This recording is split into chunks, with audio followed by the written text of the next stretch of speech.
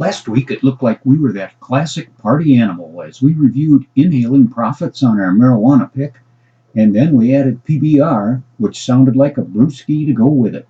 Are we out of control or what?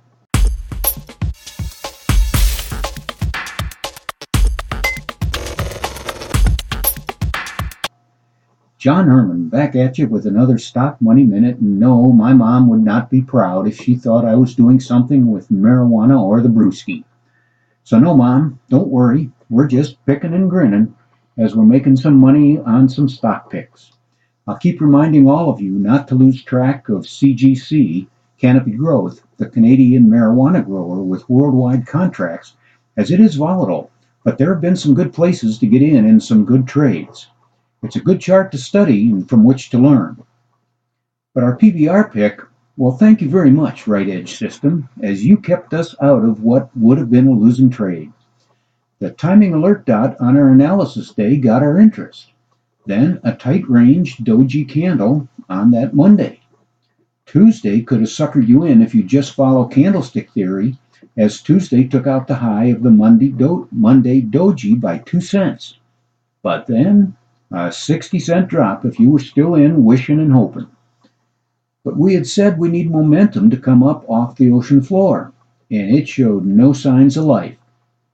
Sentiment never gave a hint of turning up, so one green bullish energy bar and a little life in the short-term trend oscillator, those weren't enough.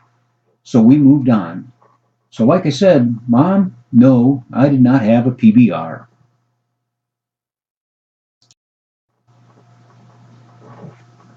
So what do we have on our radar to study for this week? AIMT might be one that's worth following and reviewing. To start it off, our analysis day is Friday's data, and there were buyers showing up as the price could not get back to Thursday's low, and it then closed near the high on Friday. Also on Friday, it closed above the dotted stop exit line, which is not the primary use for this process trading indicator, but at least it's something to be observed to see if, in fact, it might be the start of a move up. PT Energy showed green bullish energy on the last little rise, and now energy has fallen back, but so far has not gone very negative or bearish. The PT Sentiment Oscillator appears to be holding at the midline and possibly turning back up. We want that to continue. PT Momentum is green, and it looks to be pulling back up over the lower limit. That's a good sign. Another thing we need to keep going. And short-term trend is indeed heading up. PT VWAP, though, is gray, so we'll study this as a contrarian trade for right now. Timing alert dot in the next day or so would be ideal if a couple of the other things I mentioned take place. One big thing ATMI has going for it is this price dip last week is part of a new momentum first pullback. That is, after a downtrend that has now put in a higher high and now in mid-June put in a higher low. That's very bullish. So a little help from a timing alert dot and some more bullish movement from momentum and energy, we may have us a trade.